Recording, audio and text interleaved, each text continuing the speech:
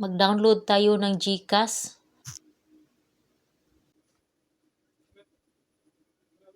Tapos na natin na install yung GCash. So, hanapin natin dito sa homepage natin.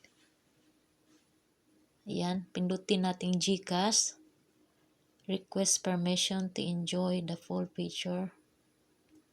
Okay. I-click while using the app.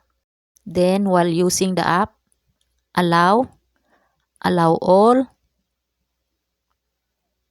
Dito, ita-type natin yung phone number natin sa USA. Tapos, next. At dito naman, mag-login or create account tayo. So, dito na, nag-text na sila sa phone number ko ng authentication code. So, i-enter natin dito.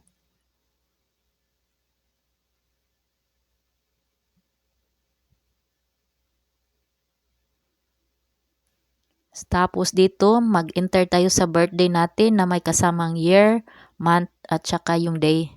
Pipili lang dito sa calendar. Tapos, pindutin yung yes, confirm. Dito naman, tell us something about yourself. Yung personal information mo, i-fill up mo dito. So, kailangan tama siya. At pipili ka dito sa main source of funds. Ang sa akin, ang pipiliin ko dito yung remittance from relatives. So, kayo na ang bahala kung anong pipiliin ninyo, guys. Tapos, yung Philippine address ninyo, i-fill up ninyo dito. At saka yung current address ninyo dito sa USA.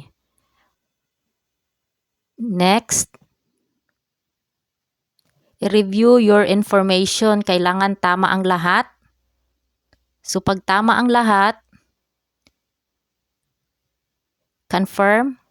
Enter your PIN number dito. So, ayan na. I-register yung phone mo. Nag-text sila sa phone number mo. I-enter mo lang yung authentication code dito. Submit. Ayan, yung phone mo ay naka-register na siya. So, go to dashboard. Dito naman ay mag-verify tayo sa sarili natin. So, verify now. Enter your birthday dito. Check box, I agree. Confirm. At dito naman, pipiliin ninyo dito kung anong meron kayo. Sa akin, ang pipiliin ko ay yung passport ko. So, click ko yung passport. Confirm. Tapos, mag-take ng picture sa passport mo. Tapos, next. Kailangan magkatugma ang picture mo na selfie tsaka yung passport mo. So, next. Steady ka lang. Processing. Yan, na-check. So, your information should correct. So, naka-check. Okay na. So, tell us about yourself. Dito naman ay mag-fill up kayo ng information ninyo. So, yung address ninyo. Tapos, yung work details. So, kayo na ang bahala mag-fill up dito. Tapos, may dalawang question dito. Ang unang sagot ko ay no. Pangalawa ay yes. Then, confirm. So, ayan na. Review your information. Kung tama ang lahat, i-confirm. Ayan, all set. So, go to dashboard.